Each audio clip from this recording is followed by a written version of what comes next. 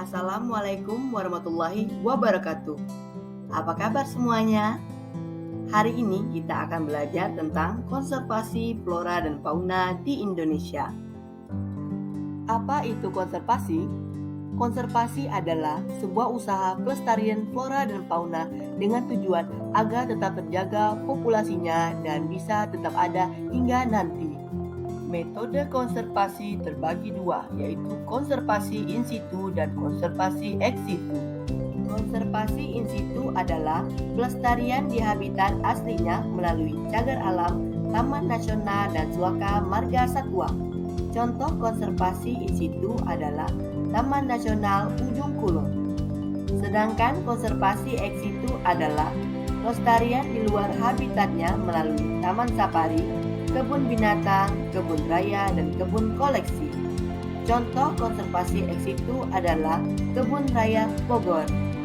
Berdasarkan Undang-Undang Nomor 26 Tahun 2007, kawasan yang dilindungi bagi pelestarian alam dibagi menjadi dua, yaitu kawasan suaka alam dan kawasan pelestarian alam.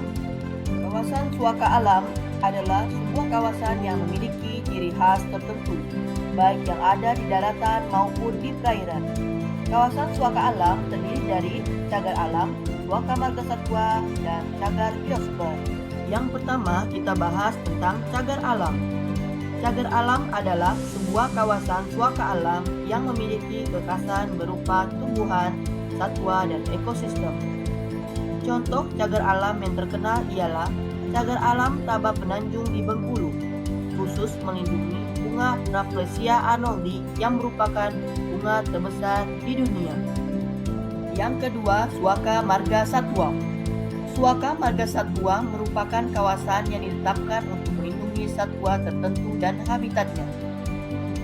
Contoh suaka marga satwa yang terkenal adalah Suaka Marga Satwa Pulau Komodo di Nusa Tenggara Timur yang khusus melindungi komodo. Yang ketiga, cagar biosfer. Cagar biosfer adalah kawasan yang dilestarikan untuk melindungi flora dan fauna termasuk hasil budaya manusia yang ada di dalamnya, termasuk suku-suku terasing.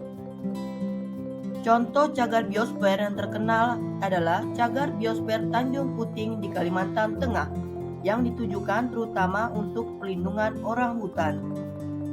Setelah tadi kita membahas tentang macam-macam kawasan suaka alam, sekarang kita akan membahas tentang kawasan pelestarian alam. Kawasan pelestarian alam memiliki fungsi yang hampir sama dengan kawasan suaka alam. Namun, ada nilai lebih karena dapat dimanfaatkan sebagai sumber daya alam hayati dan ekosistemnya secara lestari.